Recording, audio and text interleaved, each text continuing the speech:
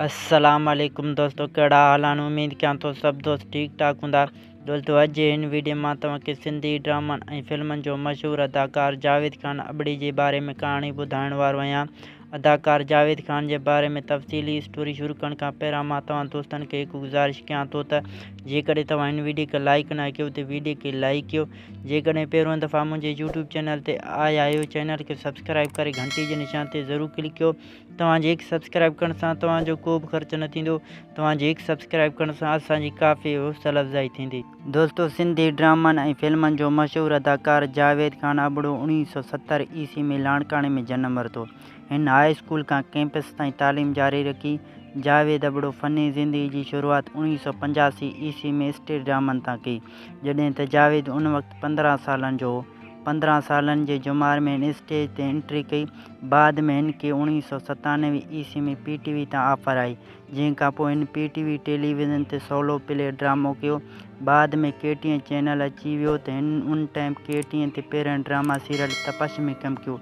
Drama serial तपश में जावेद खान अबड़ो हिकु धाड़ेल वलन पूछन जो रोल अदा कयो। उन खां पोइ हिन मुख़्तलिफ़ चैनलनि ते केतिरा ई ड्रामा कया, जंहिंमें कारो सिज, इश्क जो अंदाज़, ड्रामा सीरियल नासूर ऐं ॿिया केतिरा ई ड्रामा सीरियल शामिल आहिनि।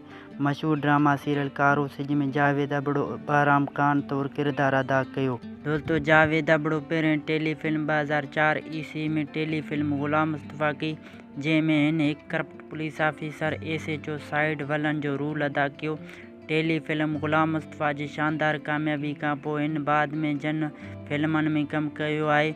उन मशहूरु फिल्मनि जा नाला ही आहिनि: बारूद जी जंग, बादल, धाड़ेल बादशाह, सिंधु बादशाह, गैरत जो पलांद।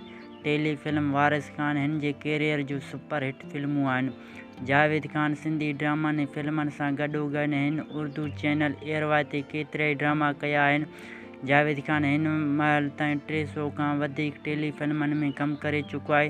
दोस्तों, जावेद अबड़ो हिन वक़्तु लाणकाणे में रिहाइश पज़ीर आहे। दोस्तों, उमेद कयां थो त हीअ स्टोरी तव्हांखे ज़रूरु पसंदि आई हूंदो। स्टोरी पसंदि अचण ते हिन वीडियो खे लाइक कंदा। दोस्तों, जेकॾहिं तव्हां हिन वक़्तु असांजे यूट्यूब चैनल सिंध जी मालूमात खे सब्सक्राइब न कयो, चैनल खे सब्सक्राइब करे घंटी जे निशान ते ज़रूरु क्लिक कयो। तव्हांजे हिकु सब्सक्राइब करण सां तव्हांजो को बि ख़र्चु न थींदो। तव्हांजे हिकु सब्सक्राइब करण सां असांजी काफ़ी हौसला अफ़ज़ाई थींदी। दोस्तों, मिलंदासीं की ॿी नई वीडियो में। हिन वक़्तु अल्लाह हाफ़िज़।